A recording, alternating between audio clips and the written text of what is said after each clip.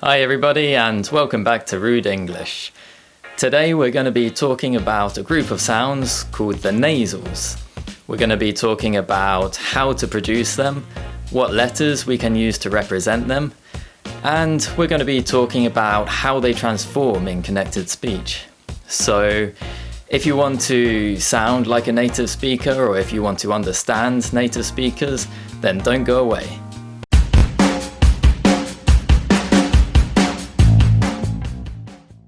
As always, we need to start by defining what nasals are. The nasals are a group of sounds which are all produced by completely blocking the flow of air through the mouth in a unique way, so that the air and the sound passes through the nose. The technical term for the nose is the nasal cavity, and this is why the group of sounds are called the nasals. The nasals are produced with the mouth in the same position as the plosives. However, the plosives are produced by suddenly releasing the air from the mouth, whereas the nasals are produced by keeping the mouth blocked so that the sound and the air passes through the nose. If you haven't already seen my video about the plosives, then I recommend you watch it after this. I put a link in the description below. Because the air passes through our nose when we produce nasal sounds, it can be difficult to pronounce them properly when our nose is blocked. So when English speakers have a cold, we often end up speaking like this guy. Good morning, next to Courseman, how may I help? Hello? Hello there. Hello. Bluebell Bungalows? Sorry?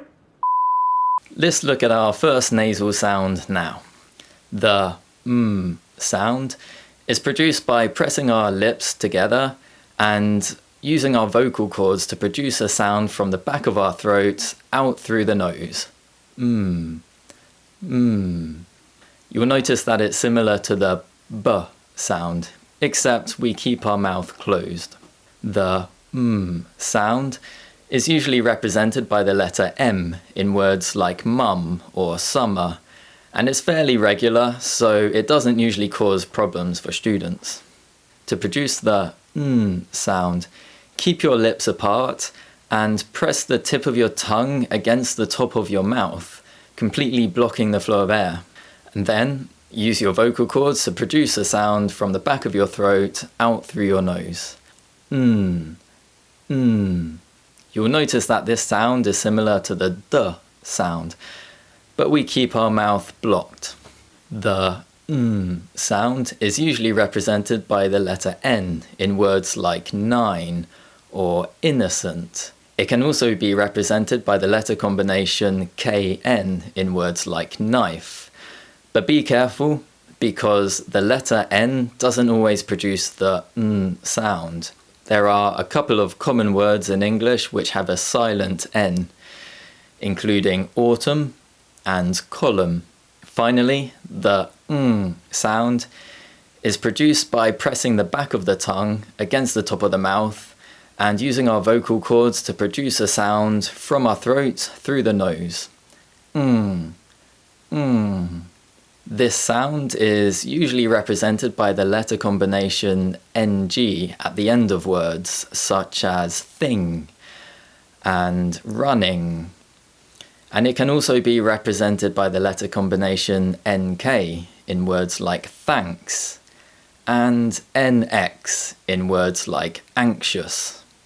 There are several common minimal pairs which include these nasal sounds. For example, seem and seen, and thin and thing. There's even a minimal trio consisting of the words sun, some, and sung.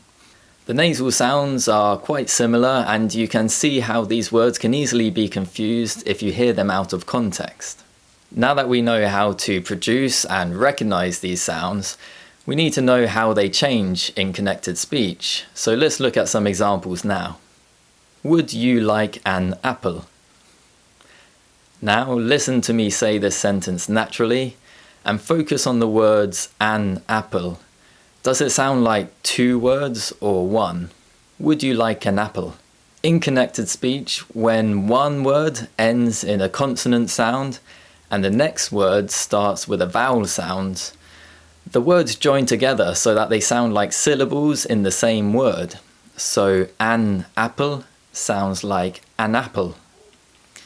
This is known as catenation. Let's look at another example. I want some oranges. When I speak naturally, I want some oranges. Now, listen to this sentence. I live in Portugal. Did I produce the n sound at the end of in? Listen again. I live in Portugal. When one word ends in the n sound and the next word starts with the p, b, m, or w sound, the n sound changes to the m sound. So in Portugal sounds like in Portugal. This is known as assimilation. Let's look at another example. The man bought some milk. When I speak naturally, the man bought some milk. Well, that's it for this lesson. If you can think of any minimal pairs that include nasal sounds, or if you can think of any other sentences where nasal sounds transform in connected speech, then write them in the comments and I'll read all of them and I'll give you some feedback. Also remember to like and subscribe and stay tuned for more videos in the future. Goodbye.